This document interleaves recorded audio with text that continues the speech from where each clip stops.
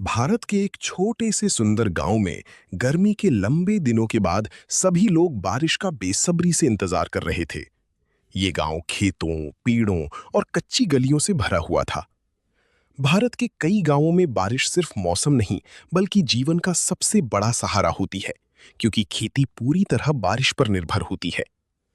गांव में एक लड़का रहता था, जिसका नाम आरव था। वो अपने माता पिता के साथ रहता था। उसके पिता किसान थे और दिन रात खेतों में मेहनत करते थे। आरव अपने पिता की मदद करता था और अक्सर आसमान की ओर देखकर बारिश के आने का इंतजार करता था। उसे बारिश बहुत पसंद थी, क्योंकि बारिश से खेत हरी भरी हो जाती थी और गांव में खुशहाली आ जाती थी। एक दिन सुबह से ही आसमान में काली और घनी बादल छा गई थी। ठंडी हवा चलने लगी और पक्षी अपने घोंसलों में लौटने लगी। आरव खुशी से दौड़ता हुआ अपने पिता के पास गया और बोला, पापा, लगता है आज बारिश जरूर आएगी। उसके पिता मुस्कुराए और बोली, हाँ बेटा, भगवान ने हमारी सुन ली है, आज अच्छी बारिश होगी। कुछ ही समय बाद हल्की हल्की बूंदाबांदी शुरू हो गई। सूखी मिट्टी से एक बहुत ही मीठी खुशबू आने लगी। गांव के बच्चे खुशी से बाहर निकल आए और बारिश में खेलने लगे।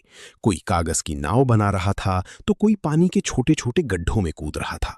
हर तरफ खुशी का माहौल था। धीरे धीरे बारिश तेज हो गई। खेतों में पानी भरने लगा और सूखी धरती हरी भरी होने लगी। किसान अपने खेतों को देखकर बहुत खुश थे, क्योंकि उनकी फसल अब अच्छी होने वाली थी। आरव भी अपने पिता के साथ खेतों में गया और बोला, पापा देखो, खेत कितने सुंदर लग रहे हैं। उसके पिता ने कहा, हाँ बेटा, ये बारिश हमारी मेहनत का फल है। लेकिन कुछ समय बाद बारिश बहुत तेज हो गई।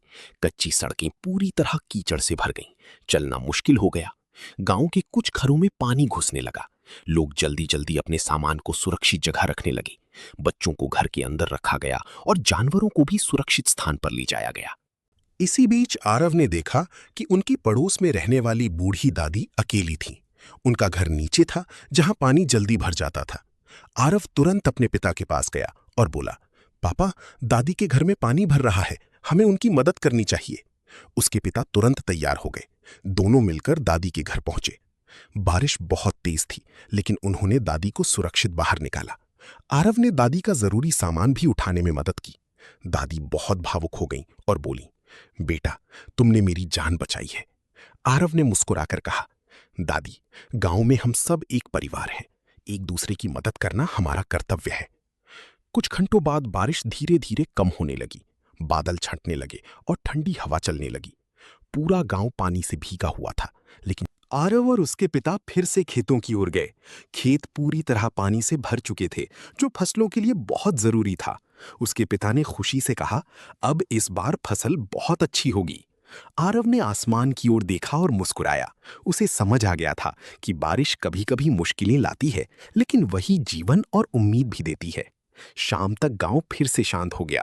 बच्चे फिर से खेलने लगे, लोग चाय पीने लगे और हर तरफ भीगी मिट्टी की खुशबू फैल गई। उस दिन आरव ने सीखा कि प्रकृति चाहे कितनी भी कठिन क्यों ना हो, वो हमेशा कुछ अच्छा लेकर आती है।